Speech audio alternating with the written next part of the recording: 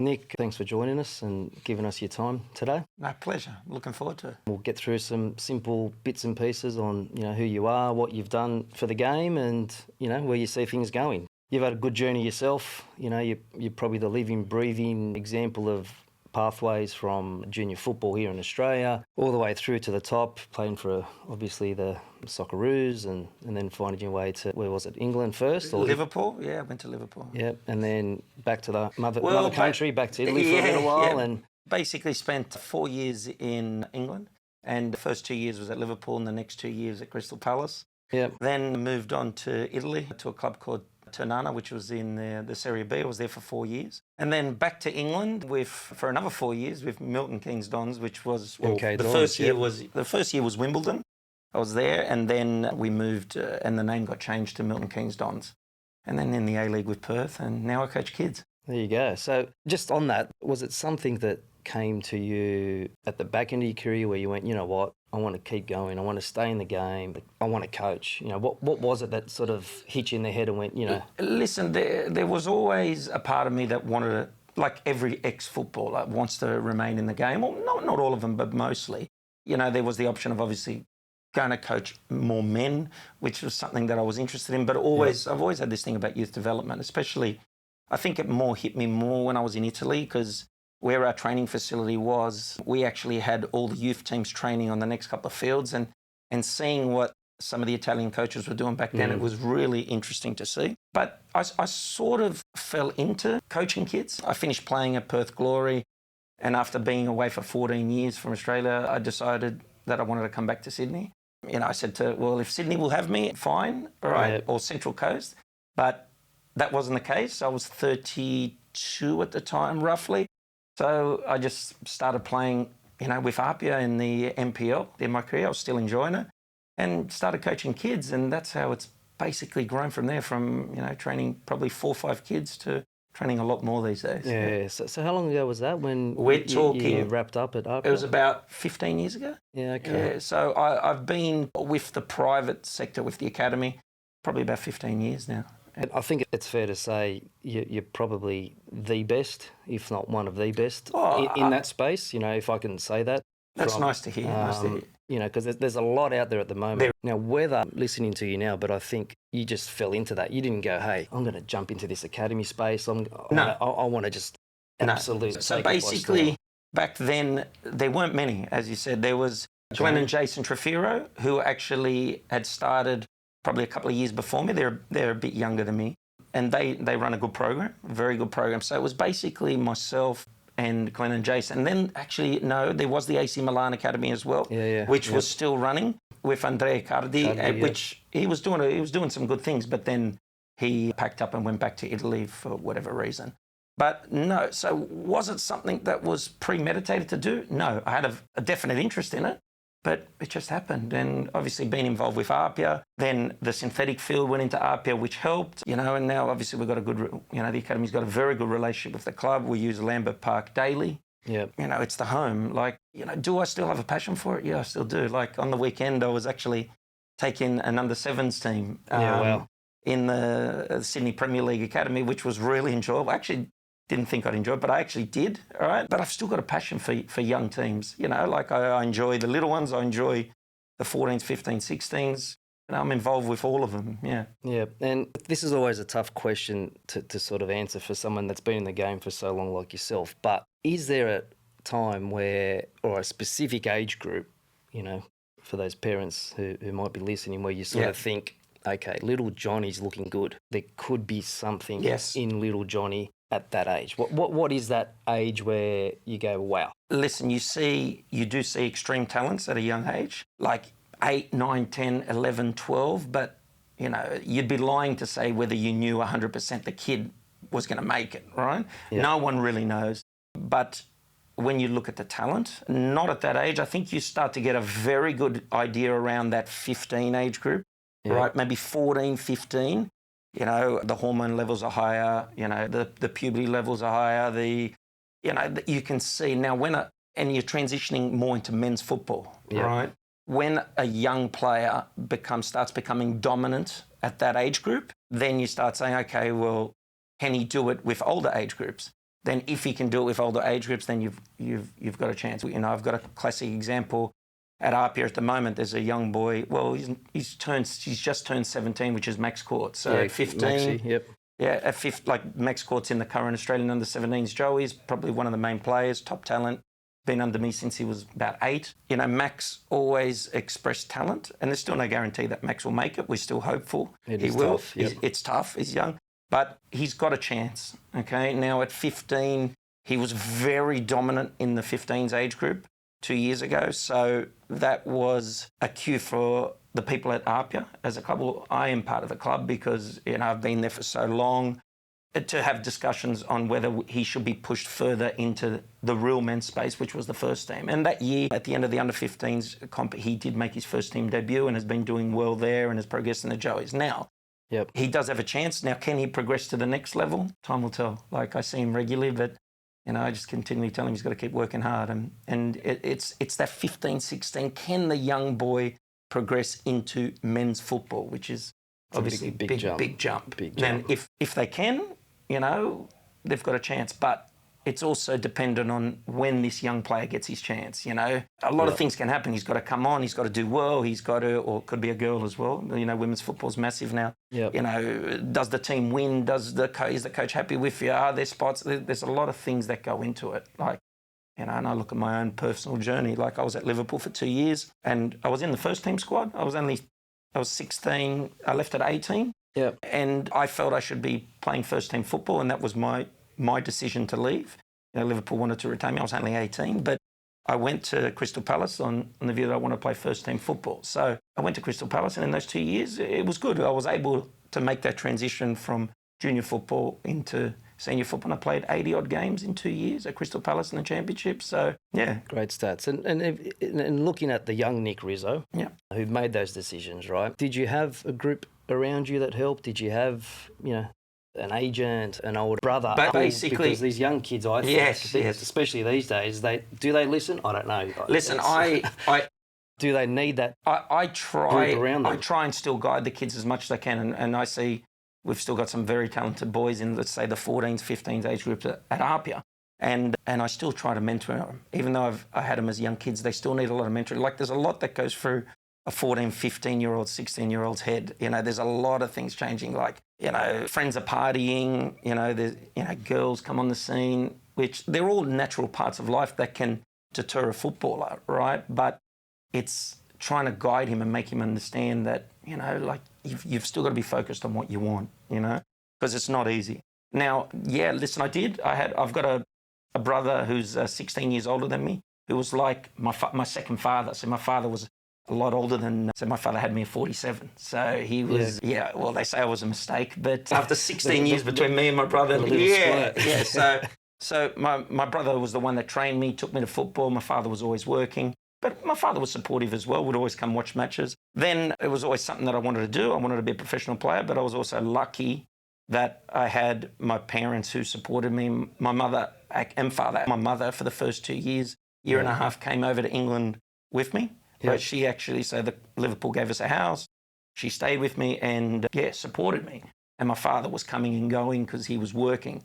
But the support is important, like very important, right? Yeah. Because it's not easy to, and you see it a lot of young players go overseas and, you know, they stay a couple of years, maybe not even, and it just becomes too much, homesickness, whatever. But having a supportive family is very important. If we touch on that aspect for a moment, going overseas, even before they sort of book their flight and head over to Europe, England, wherever they go, you know, for those kids that are keen to have a crack, what are the simple, basic principles that you could say are absolutely necessary? First, it starts off with a dream, you know. I mean, first you've got to have that aspiration to want to become a professional footballer. Like, there are young kids that say they want to become a professional player, but do they really put enough effort to do it? Not sure, right? You can see some do, some don't. Like, if you're not prepared to do the extras, it ain't going to happen. But anyway, the most important part of it, obviously you need the ability, you need the hunger, but you have to be mentally resilient. Like, it is tough, right? If you're not mentally resilient and you can't handle the tough things, not playing, being dropped, away from your family, friends back in Sydney going out, which are all things I went through as a kid, which most ex-professional players will tell you about. They went over at a young age. It's a lot. And it comes to a point where you think, sometimes you think, oh, like, stuff this, I'm going home. And the dream's over. I shouldn't say it's over, because there are players that have come back and done well, like gone through the A-League and then gone back to Europe, maybe when they're at a more mature age. But it's got to be the mental side, mate. Like, when I'm coaching these kids, even at 8, 9 years of age, like, I'm big on discipline and, like, enjoying the football. Like, I always stress to the kids is that, mistakes are fine, just 100% dedication, 100% effort. You get that, then no one's ever going to say anything. It's when they're not applying themselves and they're not mentally... Listen, it's hard to have an 8-year-old that's mentally resilient, okay? It's sort of guiding him in that direction, to understand that you have to be mentally resilient. And speaking about that mentality a little bit more, at what age in your academy would you probably emphasise more in trying to test that mentality, like bench a kid, put him out of position? Probably. Listen, let's say at 11s and 12s, everyone plays. They're all playing roughly even minutes. Yeah. So benching them not really, but like if a kid's got an attitude problem. Oh yeah. Do you like to get involved and sort of? Listen, I don't really test. I don't really punish him in a sense by not giving him game time, but I may, for instance, put him in the B team, so he understands that. Okay, well, there is repercussions for a bad attitude. If there, not repercussions for playing badly, because I don't like to use that word, but, still having the desire to want to be in the A team. So most age groups now... bounce back. You've got to be able to bounce back. We've got teams in the Sydney Premier League, which is a very elite academies league. We've got 2 teams, and players will move between those teams. So if a kid's really developing well, he'll go into the A team. If one's not developing as well, if there's an attitude issue, or he may go into the B team. But it's important to make them understand that you still need to perform and try and be at your best, enjoying it, right? But still giving everything, you know what I mean? Yeah. And that's what I try to strive for, which in turn, does make them mentally more resilient.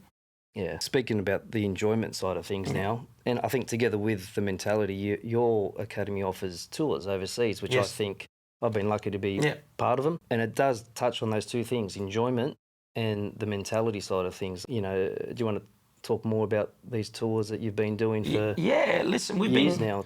Well, the main one is our tour to England, right? And having spent 8 years in England, I've developed a lot of friends, a lot of contacts. So taking the boys to England is pretty easy, right? And it is enjoyable. Like, our under-10s will go there, like your boy went last year, Isaac. Will play 8, 9, 80-minute games in 2 weeks, right? That's another thing we need to discuss here in Australia is game time, right? Because you see kids touch on something else now, with kids at under-9s in England, under-10s are already playing 80-minute games, whereas our JDL system is 50 minutes, right? So if you're lucky to play, if you're lucky, then if you're playing on a grass field, it gets washed out. If you're big squads of 20, it makes it more difficult. So when you look at the game time of a 9, 10-year-old in England who's playing an extra, let's say, 30 minutes a week over 30 weeks minimum, that's like 900 minutes, right? So you can see the development, why in Europe they develop a bit more. Yeah. Right? In Italy's the same. Went to Italy with we're talking about the tours, went to the tour with the tour under 12s. We went last April. They're playing all 80 minutes as well. So it's something that maybe, FFA or whoever's really in charge of it can look at, because minutes are important. Yeah, but getting back to the tours, they're great. It gives the kids an experience to see the facilities in England. The first thing is that when they go to these academies, like you go to Liverpool's academy or Chelsea's academy, there's like 30 fields, and the kids are like little professionals. And, for a young player to see this, and you either go, well, I love this, I want this, or you know what, and then maybe it's not for you. I don't know. Like it's a really good experience. It's an eye-opener. It's definitely an eye-opener. And then on the other side, you go to Italy where the facilities aren't as good, but the level of football is still very high. Yeah. It's just still a fantastic experience for the young kids to see. And then if they're lucky enough when they're older, when they go on trial, they've already seen it. So when I went to Liverpool, I had no idea what I was going into. It wasn't like now, social media, videos, I just got in a taxi in one of the famous black taxis that they've got in England that they said, get this taxi and come to the ground. And I was going to the ground in a taxi. I had no idea what I was going into. Yeah, wow. Yeah, but, you know, like I wish I'd seen it before. Yeah. Like I'd played in the Under-17s World Cup only a year, not even a year before that. But still, I didn't know what I was going into. Yeah, so you've used the personal experience again to give back to the next crop. And it ties into what you said earlier about the dream. Yes. Right? Yes. Well, light that fire, give these kids dreams. 100%. Plus, trialling is a skill, right? Yeah, because there will be players young kids that can't handle very true. that trial. Like, it's mainly the first one because they've never experienced it. They don't know their emotions, the pressure, and they can get the better of them, right?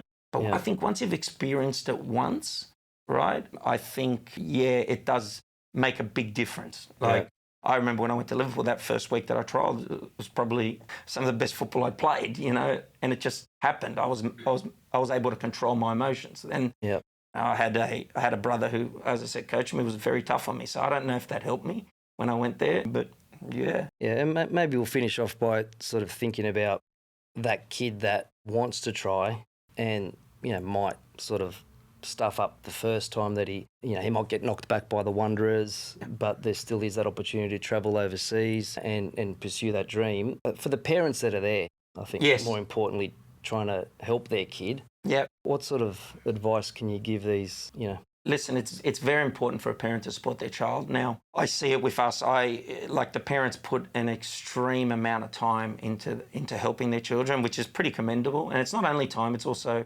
money, because we're in an environment in Australia where elite coaching can't be funded just by clubs. Yeah. But the most important thing is to support your child. There's going to be ups and there's going to be a lot of downs too, unfortunately. But just to be there for him, and if he really wants that dream, to support him. And if he is going to go on trial, and like when I went to Liverpool, for instance, my parents, you know, like I know parents fund everything for their children. The same thing happened with me when I went to Liverpool. Liverpool didn't pay for my trip or anything. My parents had to fund it. Then once they signed me, they've returned everything back to my parents, obviously, right? But it's not just now that parents had to pay. Even back then it was there. But it's just the way it is, right? Yeah. It's just a system. It's something that we can't change, right? But mainly support. Just support him or her, you know. And if he's going to go, or her, you know, I'm not saying the earlier the better, but it helps. Yeah. Right, because the biggest difference I see from my experience going overseas, you know, let's go from that 16s to 18s age group. It's not even so much the training. One, they do train more, but it's just the competitive games. Like I watch an under-18s game every time I go there, and the competitiveness of it is ferocious. Like, do you know what I mean? Like, whereas they're living it. They even under 16s, watching the 16s, it's full on, and they get that every week. Whereas here in Australia, let's say, I don't know, Sydney FC or a Western Sydney Wanderers under 16s team, are they really under pressure for 30, 40 rounds of the year? Yeah. You know, because they've predominantly got the better players in those two squads, and they've got 15. Are they under that much? So not all the best players, because the NPL clubs have some very good players too. Yeah. But are they under pressure weekly? Maybe 6-7 times a year? Yeah. Most of the other games, because I watch a lot of youth league, I'm there every week. Yeah. Most of the other games, they're pretty comfortable, you know, like, which is not great for their development. So how do the clubs challenge them? Do they play kids up? I don't know. You know, like. It's a very good point. Yeah. Like I just think that's the biggest difference from that 15 to age 16. It's just the competitive games. Like, they're every week, not every 3-4 weeks. Yeah, so another message maybe is just stay at Apia. Don't go to the A-League team. Push yourself there. Listen, I like to think that we push our players more. Like, for instance, we've got an under-14s boy who plays 15s a full game and will get minutes in the 16s, right? And now that boy is Christian Boutros. He's now made the state team a year up, right? So he's under 14s, but he's going to be playing in the 15 state team. So there's a boy that's been pushed up a lot that has helped his development, right? Obviously, he's naturally very talented, but we think that's helped him as well. Now, you know, staying at Apia, is it the right thing? I'm not here to say it is. I'm not saying it's like, but there's one thing we don't never do is stand in any player's way. Like our under 12s last year, for instance, we had a really strong group at the academy and at the club. You know, 10 of the boys, you know, decided they wanted to move to Western Sydney and Sydney, which is totally fine. Like, it's a reflection of your work, Nick, and the academy's work. It's thanks. Pat on the back, right? Yeah, of course. It hurts at the same time. Thank you. Like, you know. would I have liked to have held them? Yeah, of course I would have, right? But At the end of the day, you've got to let a parent and a child, the player, make a decision on what they feel is right. If they feel it's right to stay at here, right? Or, there's one thing that the academy does offer is that we don't stop at 12, whereas most academies will. We've got a proper pathway into the older age groups because, we've got the link with the club, right? Yeah. So can they go to Wanderers Sydney, Macarthur? Yeah, of course, no problem, right? We've never stood in anyone's way. But we want, if the player wishes to stay, we want it on their decision, not because we've forced them to stay, right? Because if we force them to stay, I don't think the child will develop as good as he should. Like Christian Boucher's perfect example, has decided to stay. Yeah. We feel he's developed well, right? And we'll see now with the coming age groups. Like we've got some pretty strong kids, in your boys' team, in the 11s, Isaac's team. I think it's a very special group. The 12s are good too, right? Probably not as deep with talent, right? But it's still strong. Yeah. But again, the A-League clubs are coming for them. But again, we're letting them go. We let them try. We let them experience it. And yeah. Worst case or best case, they always come back. They stay at up. Come back to Papa. Yeah. Well, listen, it's not a bad thing staying still at up. We're still developing a lot of players. And even last year, we lost so many players to the A-League clubs. I know winning isn't everything, but, in the club championship, we finished second. And we had 4 out of our 5 youth teams in the finals, right? Yeah. And we're still developing players for the A-League clubs, which I don't like to say we're developing it for them because it's part of the Australian system. We like to think we're developing players as well as having successful teams. Yeah. Okay. Maybe one last question, if I might. What's the next 3-5 years look like for Nick Rizzo himself and his academy that he's had for over 15 years? Listen, I still got a passion for it. You know, I still enjoy it. I like when the under 10s play or the 11s. I get a buzz from it. I actually really. You're bouncing off the seat now. Yeah, I still enjoy it. So I think I'll be continuing, but I don't know. We'll see. So I've actually. Something I haven't done over the last 15 years is complete all my coaching badges, right? Which is now, I've actually completed, the C licence, but I'm doing the B licence now and I'm going to do the A licence as well. Yeah. So, because just in case I get the urge to do something a bit more. So that's all will be completed very soon. So watch this space, eh? Oh, wait for the hairs to get grey or wait for your hair to drop off. So the academy will always be, they'll always be, but maybe there might be something more, we'll see. Okay, well, maybe that's another podcast down the track. Never know, we'll see. Whenever you want to reveal that, this is the place to do it. Yeah, of course, I've enjoyed it, it's been good.